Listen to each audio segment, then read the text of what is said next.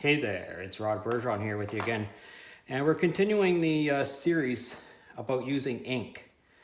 And ink, I think ink is probably one of my favorite mediums to work with. I use pretty much every medium, but ink is pretty much my favorite. And I think it's just because of the versatility of it. So in previous videos, we looked at just using a stick.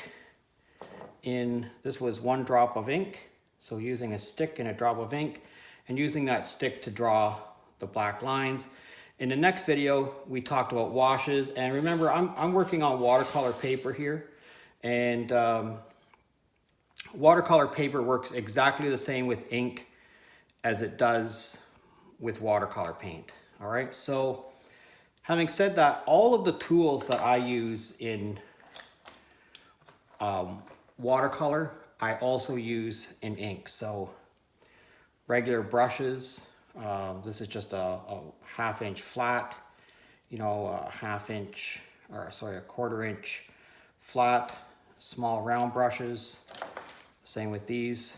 I use the same brushes for ink that I use with watercolor and acrylic paint and most mixed media. So I use all the same brushes pretty much. But what I wanted to talk to you today about was, that's still that same 1 drop that's in the bottom there. But what I wanted to talk to you today about was the use of the nibs, right? So this is a pen holder and it holds the nibs, and the different nibs just slide in and out. I'm not going to do that right now, but if you buy one, you'll see how easy it is to use and how easy it is to change. Now I have a bunch of different nibs. You'll see here, I have flat nibs. I have all kinds of different nibs. Maybe we'll lay these out here. We'll lay these out here so you can have a look. Right? And perhaps I can zoom in so you can see what they all look like.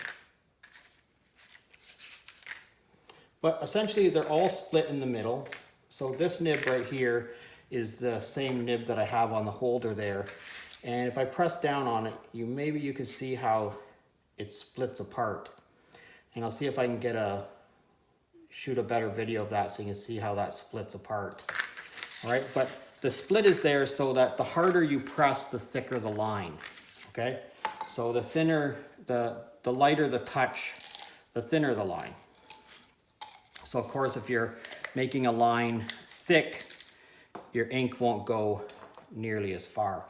I'll give it a little shake here to begin with, and I'm going to take the dropper out, and I'm just going to set my dropper over to the side and my pen into my bottle till I get some ink on the back side of it there, and then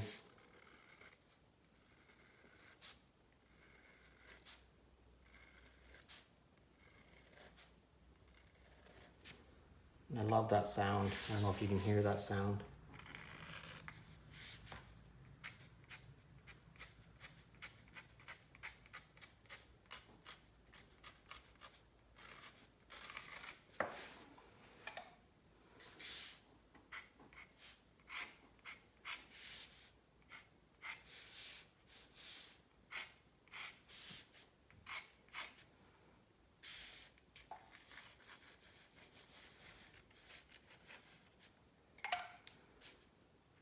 And perhaps you can see how far the ink will go here. Quite a ways sometimes. Remember, I'm just doing this as a demonstration. So, but when I press down on the nib, you'll see I get quite a wide line. And I'll grab up the same amount of ink, and when I don't press down on the nib, you see I get a line maybe 3 times as far. So thicker lines will go a very, very short distance. Okay, so practice that. See how far will my thin line go, and how thick of a line can I make. If that's a thick line, you know, I went half the distance of that. All right, so give that a go. Pressing down, making a thick line, not pressing down, making a thin, long line. Give it a try, and I'd love to hear from you. I'd love to know how it turns out for you. If you're currently a subscriber, I thank you very much. And if you're not currently a subscriber, please consider subscribing to my channel. Leave me a comment in the comment section. I'd love to hear from you. Thanks a lot.